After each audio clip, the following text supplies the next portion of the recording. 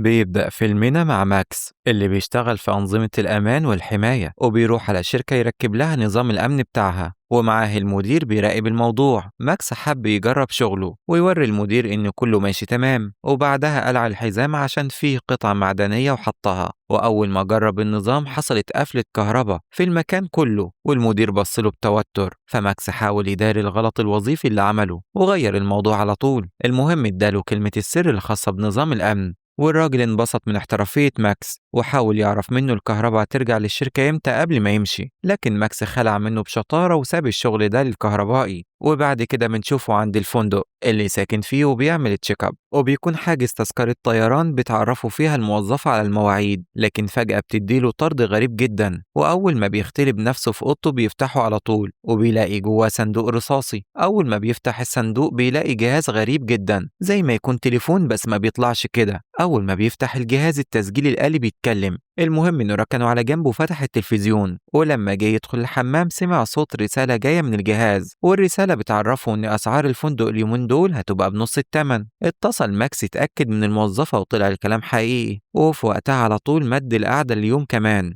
وفي الوقت نفسه أجل رحلته لسايكز العالمية. نزل ماكس في كافيه الفندق يتدلع شوية. سمع خبر على التلفزيون كان هيوقف قلبه من الصدمة، وهي إن رحلة طيران سايكز العالمية اتدشملت 100 حتة بعد الإقلاع على طول، وهي نفسها الرحلة اللي كان هيطلعها. وبعد كده بيفتح الجهاز تاني وبتجيله رسالة أمر ينفذه، وهو إنه يشتري أسهم سايزور. الموضوع هنا بقى غامض أكتر. ماكس بدأ يقلق مين ده ويا ترى بيبعت الرسائل دي غرضها إيه، وبيبان إن الكاميرا في الفندق مراقباه كويس قوي ورصد كل تحركاته وتصرفاته. لما وصل اوضته اتصل بصاحبه يمكن يقدر يساعده، حكى له عن الموضوع والرسائل الغامضة اللي بتجيله، وكل اللي عايز يعرفه مين المجهول اللي هو بيبعت له الرسائل. وفجأة نزل عليه خبر زي الصاعقة، قفل في وش صاحبه على طول وبص للتلفزيون. والصدمة كانت إن أسهم سايزور ارتفعت بشكل خيالي. وبعد كده بينزل علشان يعمل تشيك اب من الفندق، واللحظة بص على الجهاز ووشه ابتسم وقرر إنه يسافر على جمهورية تشيك. هبط في براغ، وأول ما خرج من المطار وقفه سواق تاكسي رخم وصمم إنه يوصله.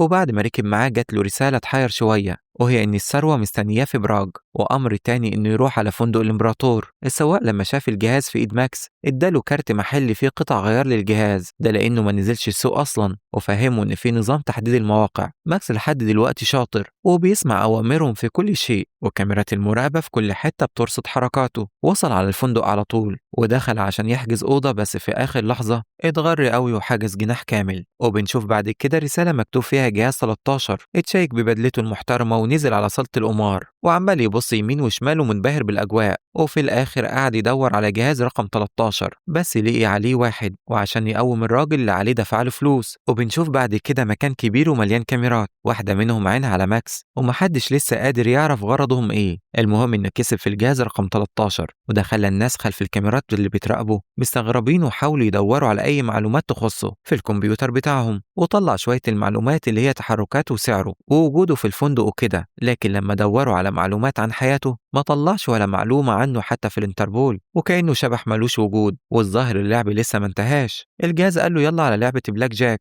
ترابيزة رقم 6 ودلوقتي حالا. وفي مكان المراقبة الراجل مركز معاه جدا وقرب الكاميرا عليه، وجات رسالة لماكس انه يراهن لكل اللي معاه. وفعلا لما عمل كده كسب كتير جدا. بس الجهة المراقبة هنا اكتشفت ان التليفون هو اللي بيبلغه ازاي يكسب، فأمر راجل ضخم انه يروح يبلغه ممنوع يستخدم الموبايل في اللعب، وبعدها قفله. لكن افتكر ورقة السواق اللي اداها له، وفعلا كلمه وطلب منه يقرا الرسايل بدون ما يفتح التليفون. وطبعا ألف عليه حوار كده إن أمه بتبقى ترن عليه وهو بيلعب يعني. وبسبب إن الراجل طمع في فلوس زيادة ماكس كبر دماغه ودخل الفندق. وهو طالع أوضته لقي واحد بيتخانق مع بنت، حب يعمل فيها شهم وقام متخانق مع الراجل ده، فضربه وأغمى عليه. وما كانتش خناقة عادية كده. في الوقت ده اللي هو مغمى عليه مسكوا الجهاز بتاعه وشالوا منه شريحة وحملوا فيه حاجة شوية كده، والبنت فوقته وعملت كأن مفيش حاجة حصلت. في الوقت نفسه جاله تليفون من يوري السواق، اضطر ينزل يشوفه. بس قبلها البنت لفت وشها وعرفته إنها هتبقى تكلمه على أوضته.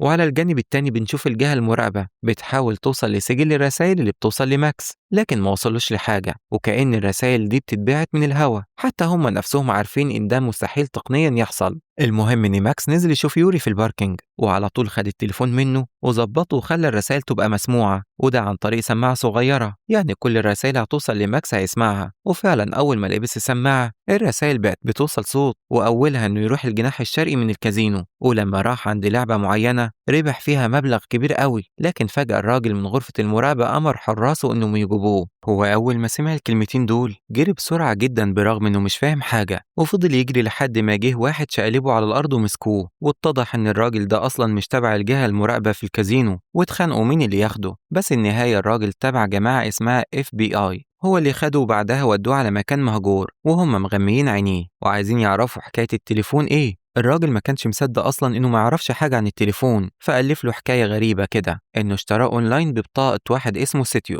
وكمان متهمينه بسرقة الكازينو. ولما ما لقاش منه رد ريحه قام طلع له المسدس وهدده لو ما قالش مين بيبعت الرسائل هيقتله، وفعلا وجه المسدس ناحيته وضرب طلقة جنبه، وبكده صدق إنه ما يعرفش مين بيبعت له رسائل. وبعدها بيدخل جون المراقب اللي كان في الكازينو وبيحشر نفسه في حوار المخابرات وعايز يعرف ايه اللي بيحصل. طلب منه انه يتعاون معاه في سبيل انهم يقبضوا على المرسل. راحوا الاتنين عند ماكس وخيروه يا يبقى معاهم يا يتسجن بتهمة النصب، وعلى ما يفكر ويقرر جون اخده معاه في الفندق وسابوا التليفون عند ديف. بعد كده بنرجع تاني لجون، هو قاعد في اوضته قلقان ومش عارف يعمل ايه. فجأة بيجيله تليفون فبيجري يرد عليه، وبتطلع كاميلا البنت اللي اتعرف عليها، ونزل قعد معاها شوية واتعرف عليها. وبعدها لقي راجل غريب دخل عليهم بس هو فهم انه تبع المخابرات، اعتذر منها وراح معاه. وبعدها طلب منه ديف 3 رسايل، وبعدها يقدروا يحددوا موقع المرسل وسلموه التليفون. بس كمان جون كان عادل معاه واداله ال3 مليون اللي كسبهم. اتصل مقر المخابرات بديف وقال له ان الوضع دلوقتي تحت السيطرة وهم مستنيين الرسايل. وفعلا جت رسالة صوتية لماكس انه يروح لكرسي كبار الشخصيات رقم 5، والمخابرات كلها كانت جاهزة بأجهزتها، وحاولوا على طول يحددوا مكان المرسل. وماكس ماشي عادي خالص ينفذ التعليمات،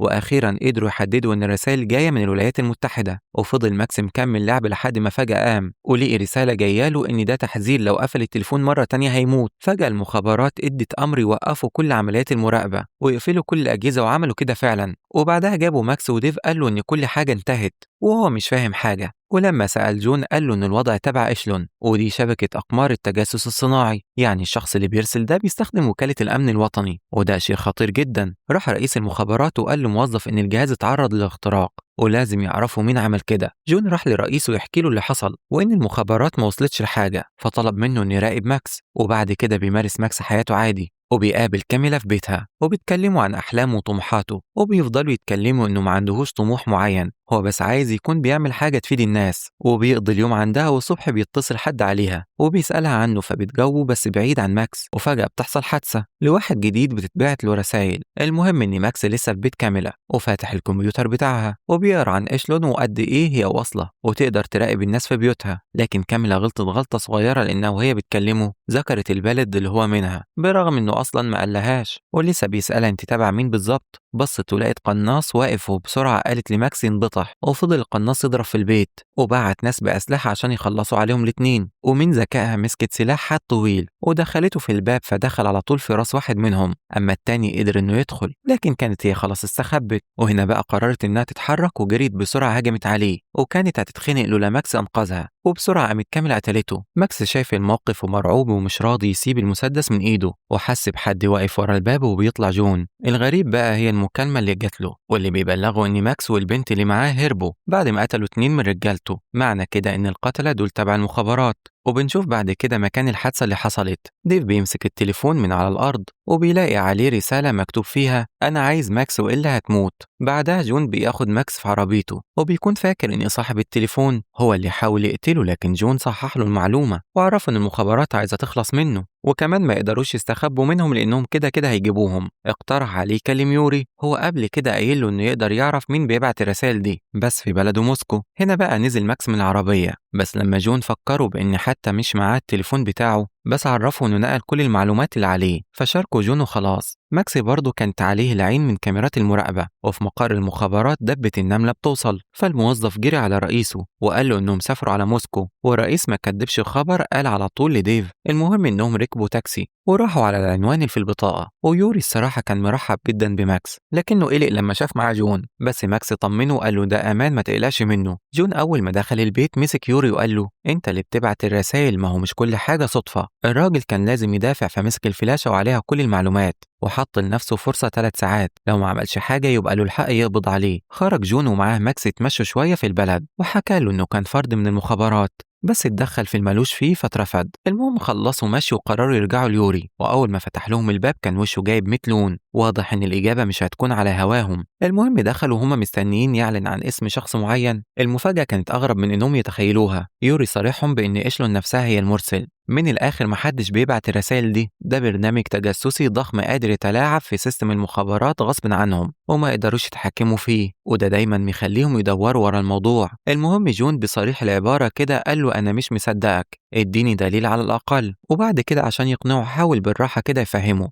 إن إيشلون عرفت معلومات الرحلة اللي كان طالعها في الأول رقم 44، ومش بس كده ده كشفت عيب خطير في الطيارة هيؤدي لسقوطها في النهاية. برضه جون مش مصدقه، واضح إن الراجل عنده مزيد من الإثباتات. فضل يشرح له قدرة إيشلون في التحكم في قرارات مصيرية، واللي بيساعد كده ارتباطها بأي كاميرا أمنية في العالم. وفجأة شافوا بلطجية طالعين على السلم ناحية البيت من كاميرا المكان. ما هي طبعا المخابرات عرفت إنهم هناك وبتقوم بشغلها، وسرقوا عربية عامل توصيل، والمطاردة هنا بقى اشتغلت. وفي الآخر خبطوا في محطة قطار، نزل ديف من العربية وقال لهم ولا حركة مكانكم، وبتستمر براعة جون في السواقة، وما سمعش كلام ديف ورجع بالعربية لورا خبط فيهم، وبسرعة نزل ضرب الراجل اللي كان معاه وخد سلاحه وهدد بيه ديف. قال له طيب نتكلم، فقال له أنا هبدأ بالكلام، وعلى طول ضرب نار على العربية فانفجرت وطارت لفوق. ديف مع الأسف ما كانش جاي ناوي على أذية فعلا، اداله التليفون ووراله الرسالة اللي مكتوب فيها ماكس يا إما هموتك، بمعنى إن ديف جه ده كله عشان خاف لا يموت. وبعدها وقفوا في مكان يتكلموا فيه. ديف قال لهم إن إيشلون هي اللي بتبعت الرسائل مش شخص تاني، وده بيثبت صحة كلام يوري. طلب ديف من ماكس إنه يساعدهم يوقفوا الرسائل دي، لكن ماكس ردله تصرف اتصرفوا معاه قبل كده. وأخيرا التليفون وصل لإيد صاحبه واتبعتت رسالة برمز بريدي، وده كان أول مكان بيركب فيه نظام أمن في شغله، والحوار كله في مسقط راسه. طلعوا على هناك، جون فهمهم إن كل شغلانته في المبنى دي مقتصر على وضع كلمة سر وبس، وبالفعل وصلوا عند المبنى المقصود ولقوا كمية حراسة مش طبيعية، كأن في مجرم عالمي قاعد جوه. وديف عرف نفسه للضابط اللي هناك بإنه العميل الخاص في المخابرات. وبعدها اتجمعوا بس بعيد عن البوابة الرئيسية، وحطوا لها متفجرات عشان يفتحوها، ودخلت القوات المسلحة على جوه. كل ده وديف وجون وماكس على أعصابهم، وهم برضه بيواجهوا المجهول. أول ما الكهرباء اشتغلت شفنا إن في كاميرا مراقبة في المكان، وبعدها على طول جت رسالة بأمر جديد هو فعل نظام الفيروس. طبعا دي شغلانة ماكس أصلا، فهو فاهم الليلة دي. شرح له إنه عايز يوصل للخادم كمدير للجهاز، بس مفيش قلق، مش هيدخل فيروسات يبوظ الدنيا يعني. ماكس هنا بقى بدأ شغلانته المعتادة ونفذ الأمر المطلوب منه، وبعدها قعد على الكمبيوتر واستخدم كلمة سر فتح بيها الجهاز. وديف قال له قوم كفاية عليك كده، ما كانش فيه معلومات عليها القيمة. ديف تقريبا جاب آخره وقال لهم كلكم اطلعوا بره يلا. المهم إن جه موظف وبلغه بخبر مهم جدا، وهو إنهم لقيوا مالك المكان ده الحقيقي. فرح وقال له يلا بسرعة على هناك. قالوا للأسف هو ميت واسمه ستيو، وده واحد من اللي كان بيجي لهم الرسائل برضه. ماكس بص كده لكاميرا المراقبة، وبعدها دخل على جوه وبص على الكمبيوترات وقال لهم إيشلون دخل في الموضوع، وبننتقل للمخابرات وبيكون الرئيس متعصب، وخصوصا لما الموظف بلغه إن إيشلون شكله راح نبراسكا. زعق وجاب آخره وحاول إنه يطفيه ويشغله تاني بس مالوش فايدة. واكتر حاجة عصبته بجد ان برنامج زي ده قيمته مليارات صحي لوحده، وبقى عنده وعي وخرج عن السيطرة بكل سهولة. وبنرجع للمقر تاني واللي خلاص بيكون السر انكشف، وغرض إيشلون بقى على عينك يا تاجر. جون استنتج انه عشان كده اختار ماكس دونا عن الكل، ولانه هو الوحيد اللي معاه كلمة السر. من الاخر إيشلون عايز يخرج بره سيستم المخابرات. ماكس نفى الحوار ده عشان لازم لما يحتاج يعدي جدار الحماية في المخابرات يلجأ له. وهنا قطعوا ديف وافتكر الست اللي كانت شغالة معاهم، واستقبلت برضه رسائل وساعدت إيشلون لتنفيذ خطته. جون استغرب ليه يعمل كده، ايه يعني اللي هيلاقيه بره المخابرات؟ بيبص ماكس على الكمبيوتر وكمان الموظف في المخابرات، وهنا خلاص عرفوا الغرض الحقيقي وهو تطوير نفسه. وفي الحالة دي يا عالم بعد ما يتطور هيعمل ايه في العالم؟ والأكتر صدمة في الحوار إنه استحالة حد يقدر يوقفه عن التطور ده. ديف ادى أمر الماكس يوقف الكلام ده بسرعة، لكن إيشلون بعت رسالة تهديد وقال له اوعى. والمصيبة الأكبر من كده إنه بياخد كل أموال البلد كرهينة، وإيشلون استقبل في الموضوع ده المستلم الرابع للرسائل، وهو شغال في أكبر قاعدة سجلات قروض في البلد. لكن ماكس شغال بدماغه أكتر من كده، وصبره شوية إنه ممكن يحاول يوقف العملية من غير ما يخسر الفلوس، فقال له يلا بسرعة أنت مستني إيه؟ بس فاجئهم برفضه للفكرة. جايز يكون أكبر تقدم في مجال الأمن في فترة إدارته، يعني هينوبوا من الحب جانب. جون مصمم إن بالطريقة دي هيكون له السيطرة الكاملة، وما قدرش برضه يقنع رئيس المخابرات العامة. كل ده وماكس بيحاول، لدرجة إنه جرب كمان طريقة الحزام والقطع المعدنية وفشلت. ديف كان شجاع وخد قرار بالغصب عن رئيسه إنه هيوقف البرنامج، وطبعا هدده وبعت له قوة تقبض عليه، وحاول في الوقت ده إنهم يعملوا أي حاجة توقف الموضوع. وصل جون عند ماكس وقال له خد وقتك وانهي الموضوع، وديف وجون ماسكين السلاح عشان لو الرئيس بعت لهم قوة يقدروا يتصدوا لهم. في الوقت ده ماكس قدر يتكلم مع البرنامج صوت، ولما سأله هدفك إيه كان هدفه حماية الأمن القومي الأمريكي. واتكلم مع البرنامج بما إنه بيحمي الأمن الوطني، فبالطريقة بتاعته دي هيأذي المواطنين. أخيرا ماكس لقي الطريقة المناسبة لإغلاق البرنامج بشكل نهائي، وهو إنه لما سأله عن غرضه وقال له حماية الأمن القومي، ماكس بين له إن البرنامج بتاعه خطر على الأمن والمواطنين. وبكده البرنامج فهم كده بنفسه وقام بإغلاق نفسه للأبد. وبكده نجح ماكس في الخلاص من البرنامج بشكل ذكي، ولسه راح يفرح قامت الرجالة مفجرة العربية وقاموا بالقبض عليهم كلهم. والرئيس بيتكلم مع الرئيس المباشر بتاعه وعرفه إن إيشلون حاليا منتهية، وهم بيدوروا على حل يرجعوها تاني، والرئيس هو اللي شال الليلة كلها. أما الباقي بقى جون وماكس وديف خرجوا بالسلامة، واللي دفع الكفالة كاملة. بس لما بيتكلم معاها بيعرف إن ميلا الرئيسة اللي شغالة معاه هو اللي دفع الكفالة، لو كمان كتب له شيك بمبلغ وقدره، وقال لحبيبته تعالي نروح باريس سوا. وبكده بينتهي الفيلم بانتهاء سيطرة التكنولوجيا بفعل الإنسان، وإن هو الأساس في التحكم فيها.